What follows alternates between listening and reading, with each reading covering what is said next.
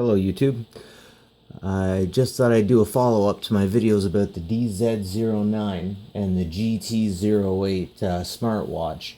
Now, it turns out these aren't particularly Android smartwatches. They don't have an Android operating system. They actually have an operating system called the Nucleus.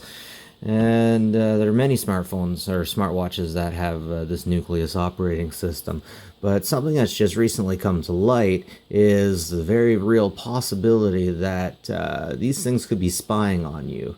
Well, not exactly the watches themselves, but the app that you get for your phone in order to use these could possibly be spying on you. There's after some recent research done through a security company, they found that when they bought a U8 watch, the cheaper, pretty much $7 version of these watches, they found that the app that was on the piece of paper provided as instructions with the U8 watch was sending encrypted messages back to China.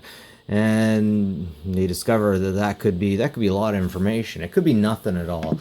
They could be sending nothing at all. But it's just a little fishy because all the other smartwatches they were testing, they didn't have any problem at all. They didn't have anything quite like this. It was pretty strange they found it, and this brought them into a conversation of something else. Anyways, I'll link that YouTube video in the comments. You should go and check it out yourself. But to expand on that possibility, the possibility that everybody is watching you, to expand on the possibility that that China's watching you. There's a lot of information that gets sent back to, say, Apple. There's a lot of people not exactly watching you, but there's a lot of information that's being collected about you, and that's not tinfoil hat stuff. It's just if you get an app and you're not paying for that app, then odds are what you're doing, a little bit of your information is going to be collected and sent back to base. That's why it's free. Because you're giving up a little bit of information. You have become the product. That's just the way things are going these days. And I'm sure there's plenty of Apple, Android apps that send information about you.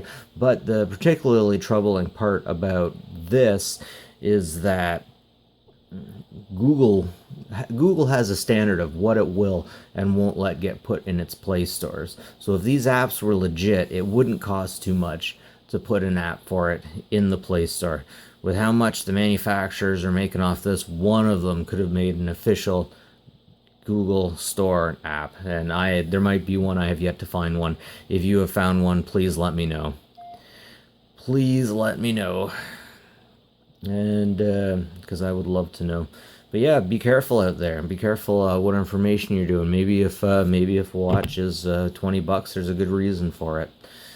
All right, well, stay safe, YouTube. Have a good one.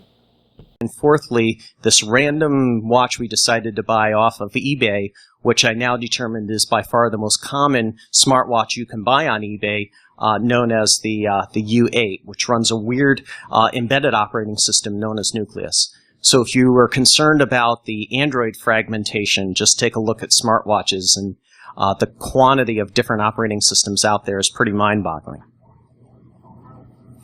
So, one of the unrealized things that we kind of found in our research was, this Chinese smartwatch. We were certainly suspicious about it. We couldn't find much online about it. When we got it, it came with a little slip of paper with a random IP address where you could download the pairing app for either iOS or for Android. Yep. And so, of course, we did this in a test lab with stuff we could crash and burn with. And so when we went ahead and installed the pairing app, we started to do some dynamic analysis and behavioral analysis. And one of the things we actually discovered was that once we paired the smartwatch with our iOS and Android devices, that it started communicating outbound over a random IP address to China. We don't know what the IP was. It didn't resolve to anything, and it was an over-encrypted channel, so it's very difficult to determine what it was actually sending.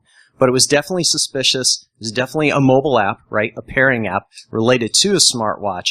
And so, in terms of corporate espionage, in terms of data exfiltration, in terms of data risks, there's definitely a lot of interesting and suspicious behaviors there. We're taking a closer look at this, and in the next version of a report that we release, we'll hopefully have some new insights into that.